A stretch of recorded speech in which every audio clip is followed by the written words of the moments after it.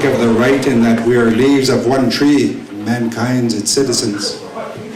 And in the top part it has a natsamach shkwalwin, which means one mind, one heart.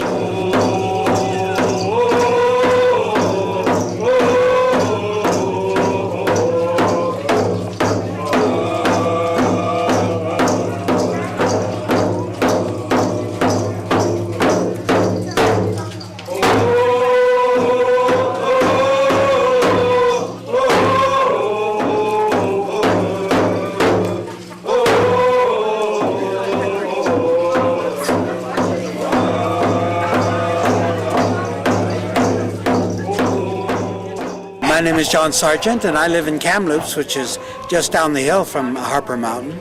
But originally I'm from Six Nations Reserve in Ontario, and I've been involved with the First Nations work since about 1962.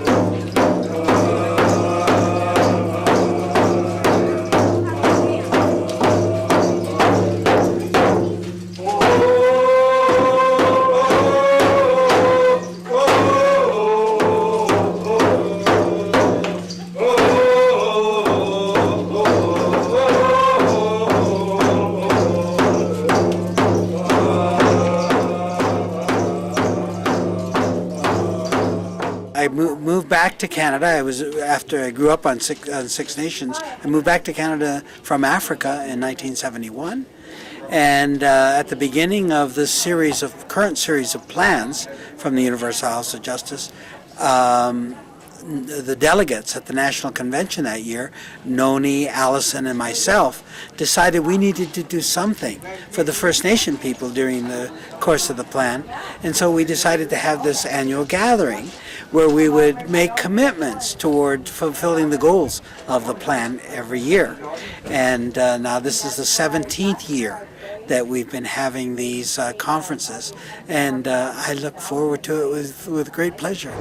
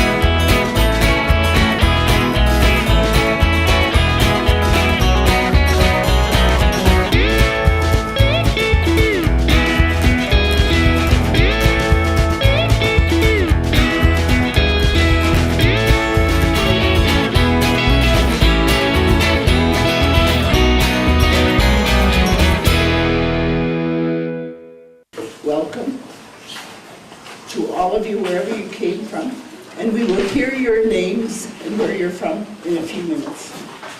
But in the meantime, I would like to acknowledge the fact that we are on traditional territorial lands of the interior Salish people. I'm going to say the unity prayer in my language. Ayu abstitoki, ayu abstitoki. Butut kiskitsapwa. Kiamo kitstabutumukpinan. Amo kitsabutumukspinan. Kita sapatu pinan kitsabutumukspinan. Ayu abstitoki dokitaikakimukpinan. Kitabutumuksoy. Ayu abstitoki nanokitskitsasa. Kamotse pisas teksukayu. Anakimatsasistukapsan. Ayos, akitsi itami takiawis kitsabuwa takituakumi taksway. Verily thou art the helper and their Lord. Alice Neville and Lua Neville from Abbotsford. Everly Atkinson from Abbotsford. Daisy Lucas from Marmot. Max Neville from Abbotsford. Lawrence Joe from Duncan. Arnez Joe from Duncan. Gian Bazzola from Seminar. Adrian from Seminar. Craig Marvin, Kelowna. God has returned. He never leaves his children alone, so God has returned. So when you're infused with the powers that are released, these powers that are released at the time when, for example, the manifestation of God is on the earth, there's things that you can do. And then the House of Justice says this is the time when special powers are released. The forces that are in our hands really is beyond us. But we have to learn how to channel these forces. What does this mean? Forces have been released. What kind of forces? How do you tap into forces? What is your main tools of tapping into forces? And once you have these forces, what do you do with them? By the end of this weekend, when people are heading for home and making those pledges, that we will be able to focus these forces, consecrate these forces to the healing of the people. We all are desperately in need of this healing. So that's my prayer. My name is Wendy Bonazou, and I'm from Abbotsford, and I'm the granddaughter of Dorothy Francis. Can you talk a little bit about what brought you to this gathering? My grandmother, she's passed on. I became a Baha'i when I was 11 years old. I'm 58 now. I got lost. I got really lost in a dark place for 32 years. And about a year and a half ago, my grandmother brought somebody into my life that has meant the world to me and brought me here last year, brought me here again today.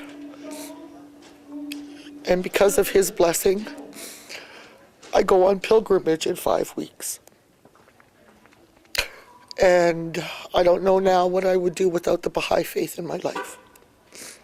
My one wish is to be able to teach this faith to my children and my grandchildren like my grandmother did to us. So just to share a few words about our experience in Vancouver.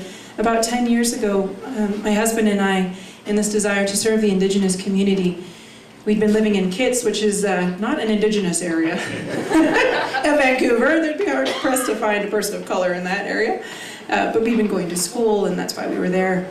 But we decided we wanted to put our lives in Baha'u'llah's hands, and so we gave notice at our apartment complex. I didn't really have a job, but we knew there was a community in East Vancouver. There was a large population of Indigenous friends, and it's called Commercial Drive. So we did that, and immediately after, we were able to find an apartment, which is very difficult in Vancouver, for those of you who try to do that. And we were able to find a job, or I was, and we began this process of trying to start children's classes in junior youth. Tell me a little bit about your grandmother, Dorothy Francis. Oh. Well, she was a very special lady. She was born on the Wew'suwet'en Reserve in Manitoba. Met my grandfather, married him, Joe Francis, and moved to the outskirts of Regina because there was no room for them, for Indians in the city of Regina. And there, she got the brilliant idea of needing someplace for the First Nations to meet, and she went on to create the first Arts and Friendship Center. She was awarded the Order of Canada. She had lunch and supper with the Queen. And I could just go on forever. And I remember it was a very cold December day over spring or winter break, and Simon, myself, and another Baha'i friend had put up flyers for the junior youth program around the community, and we bought pizza, and we thought, if we say there's free pizza, they will come. There's no doubt about it. They'll come by the hundreds. We got to be ready. So we booked this space in the community center. We're ready to go, and not one person showed up, and we had all this pizza. So we thought, what are we going to do? Do we stop here? No, we'll just get in the car and we'll drive around the neighborhood. We'll find some junior youth, and we'll be really creepy, and we'll talk to them, and it's like, get in our car and have this pizza. We didn't see any. They weren't there at all. And we finally just parked the car in front of this complex. And I remember there was a totem pole in front. And we just stopped the car and we said prayers. So we tried our very best. This didn't seem to work. We'll try something else. And so months go by. And I didn't realize this until years later, but the first children's class that we started was actually in that building. I had met some youth at the high school that I work at, talked about the children's program. They really loved it. They put up signs in their own building, invited their family members, and it took off from there. And then years later, I was standing outside that building looking at it. I said, that's the one that we said prayers outside of. I couldn't believe it. That if I'd taken my blinders off and really believed that Baha'u'llah will guide us to where we need to be, I would have realized right away that's where we had said prayers. Stephanie.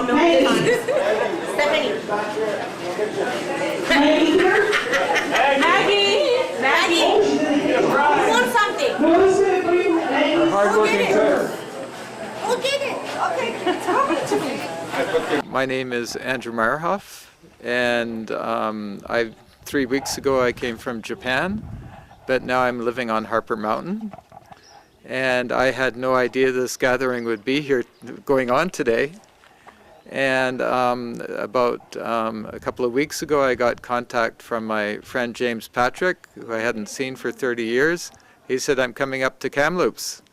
And he said, I'd love to see you. And he said, we're having a Baha'i gathering at a place called Harper Mountain. And my response to James was, I live on Harper Mountain. My name is Jamie Walker. I was born in Fairbanks, Alaska. My dad is from Holy Cross, Alaska, which is where the Daguetan Athabascan people live. And my mom is originally from Reno, Nevada. Yeah, I moved to Commercial Drive 6.5 years ago.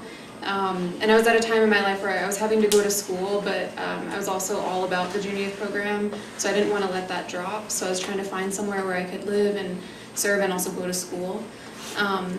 And a friend of mine was like, well, have you heard about Commercial Drive? And I was like, sure, I'll go there. So yeah, I ended up going thinking I'd be there for 2 years.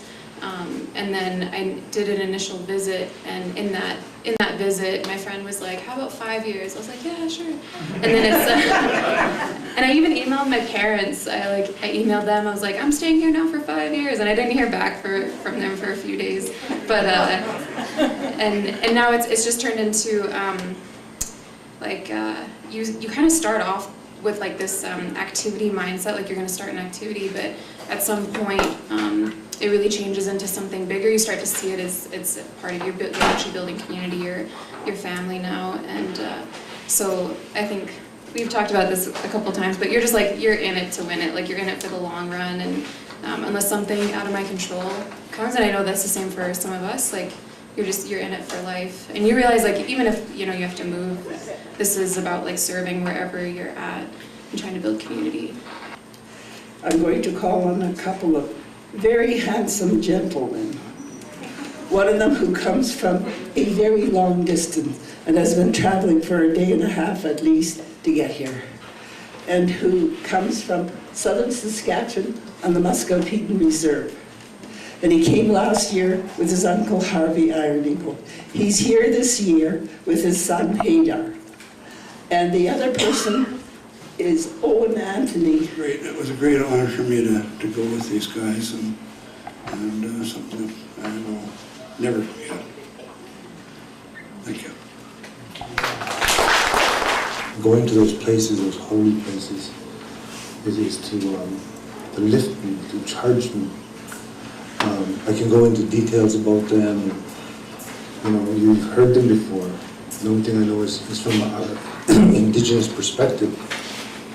So I went there to gain power, to go so I can do the work that's before us.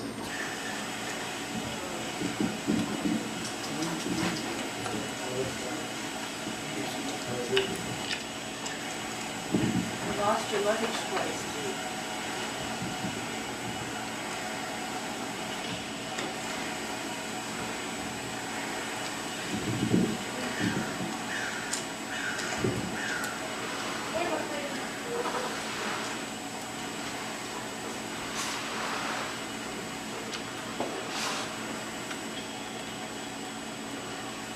Somebody asked me at lunch, they asked, how are things in Saskatchewan in regards to the face? And I said, they're rough, worse than it's ever been.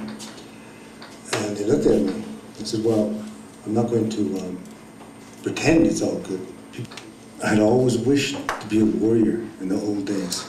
I would be this great warrior. I followed God so close that His power would work through me and I would fight for my people. When I became a Baha'i, I recognized that this was the same thing. If you were true to God, if you were truly a warrior of your people, you would take this message and you would be that warrior for Baha'u'llah, if you were true. I've been talking to Baha'is for 30 years, telling them, we got to do something different. It's not working what we're doing. And for our community in Saskatchewan, we had a big influx of people in the late 60s and early 70s, and we've been living that on that, like a big millionaire. Living on, oh, look at, our numbers are great, our numbers are high. But that's been dwindling and going down, down, down. We're not replacing them. We talked about this last time we were here. And my son said it when he came here. He said, they're almost with old people, he said. You know, and he's right. And we talked about this last time, that we were going to go home and talk about recruits. And I made a personal commitment. I'm going to put a word in as Baha'u'llah, say, hey, your warriors are getting older. We've got to replace them. And you know, the ladies here were talking about the junior youth. That's what that's about. And one realization I had was, like when my parents came to visit, we went and visited some of the families that I know are like the parents of the younger youth. And it really did feel like family meeting family. And then I realized like Baha'u'llah wrote a lot about how like we are one human family. And then I was thinking about how, you know, there informally and then sometimes formally there's like adoption ceremonies. You know, you are adopted into a certain family. And I think that's pretty similar to the change of heart that you have once you read Baha'u'llah's writings. It's like you've adopted the whole human family as your family, and that's how your actions look as well. And so, like a lot of these guys, like Jelena and Simon, have known them since before they were 10, but I met some of them when they were 10, and now they're 15, 16, and just it's like you can't be with somebody that long and not see them as your relative. And then when they graduated from the junior youth program, we actually had a circle for some of them. Some of them came and one of the parents came. And you know, coming of age is a thing in, I think, pretty much every culture. So we had a talking circle where we had a chance to say how we've seen them grow and how we've seen them mature and what we hope for them. It was cool just to say that, you know, they're older youth now, they're able to take on more responsibility. So they started doing some work with children's classes that summer. And then even before that, I think the first junior youth group Jelena was with, the junior youth did like, it was kind of like a reading buddy type of thing with some of the kids. So it's cool to see how, like, in the neighborhood there's like a short, but there's a history of the junior youth working with the younger youth, or the kids as well. And if but once my eyes beheld at sunrise and at eve thy features all bereaved, and all beset about by fears, my willing tears would show a love that men or angels may not know. And from the loneliness within my heart, when you and I are thrown eternities apart, my tears like blood would flow, or like some dark stream deepening within my soul, a spring of crystal gushing from a mountain cave, the silent oceans to whose waves all rivers run, the waters of my life would turn. I, longing to behold thy face, upon the winds of grace have come, breath of the Spirit blowing me apace, to seek you out in every home, in every room, in alleyway and marketplace. And if, with winsome words and fair, I penned on the pages of my heart praise of thy honeyed lips and perfumed hair, Yet all my art could never tear the blinding veils of words apart, and you may see if you but gaze thereon, naught but the traces of his traceless pen.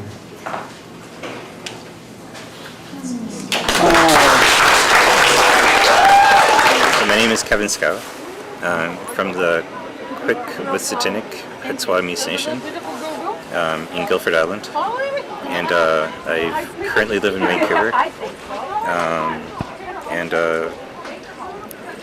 Yeah, my grandfather was chief as a Quick-Wissatinik many years ago.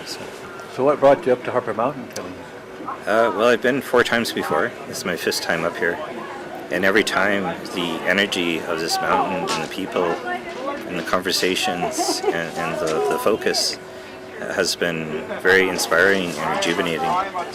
And I don't know why I don't come here every year. I'm going to try to make a point from now on to make sure I'm here every year, because it's a treasure that I don't want to give up. When I talk about manifestations, I talk about manifestations from the East and West. Because Baha'u'llah said, there's more, but maybe their names have been forgotten. We haven't forgotten, but I've found 4 of them that really fit the same spiritual qualities that the manifestations from the East exhibit. I'm not here to ask Baha'is to recognize, the manifestations from the West here. Well, I'm not asking that. I'm just saying we are here. If we didn't have manifestations of our own, we'd be still living in the Dark Ages. That's why they come. They reach in there and say, wrong way to live, and show us how to live. And some of them build beautiful monuments. And Quetzalcoatl is one of them. Beautiful monuments. There's a pyramid called Pyramid of Kukulkan. He's a manifestation from the West. We are a very deeply spiritual people. I had to learn that. But I'm so glad that I've had teachers to teach me that. They have translated a number of Baha'i prayers into Kalathu. So we want to thank them for that, but particularly we'd like to thank Robert and welcome him as our brother Robert to come and give his talk. Thank you, sir. We'd like to ask Buck and Trout to come and walk up our elder Ed. We're going to blanket him this morning and take care of his spirit.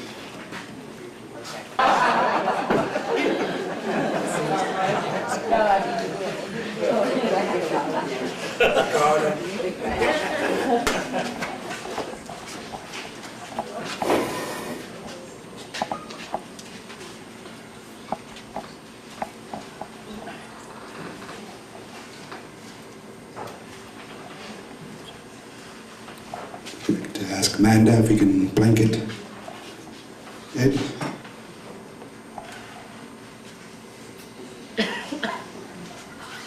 Ed was on our National Spiritual Assembly of Canada for many, many years and was the treasurer for the National Spiritual Assembly for many years. And I'm not sure, are you 90 years old?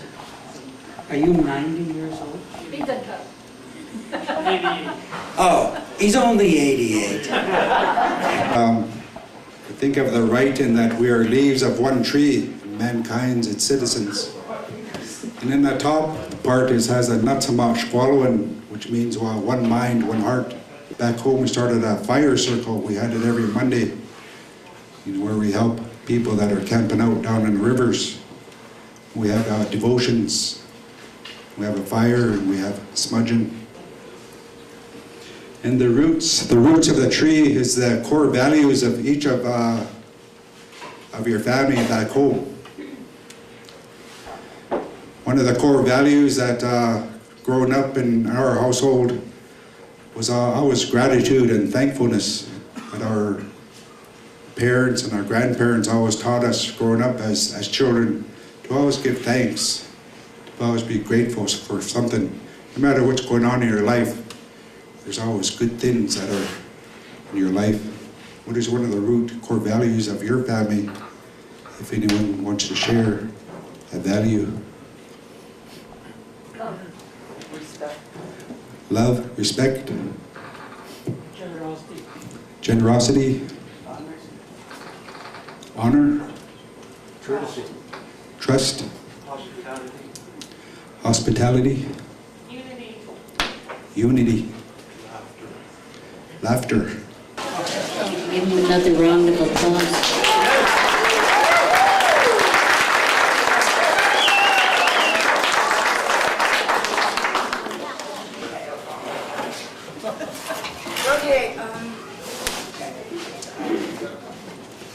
So Uncle Johnny, I think he came here every year. So Uncle Johnny and I, we met on Facebook, and then we finally met here, and we were pretty close in his last years. And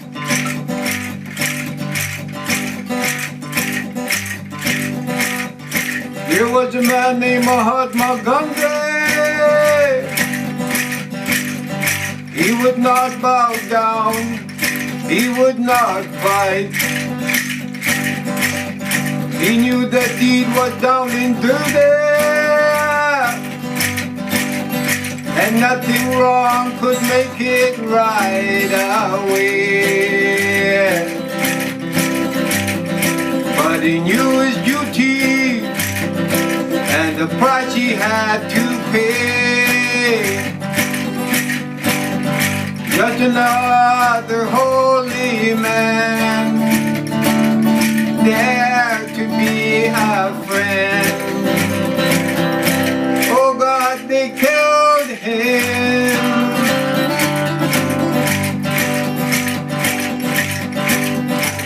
okay.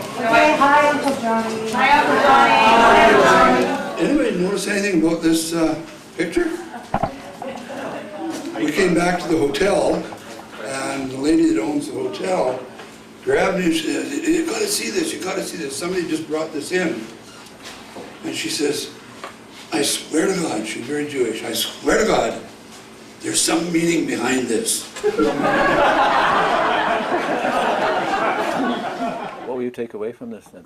This gathering today? Just how wonderful it is to be a Baha'i, and how wonderful it feels to gather with Baha'is that feel the same way you do.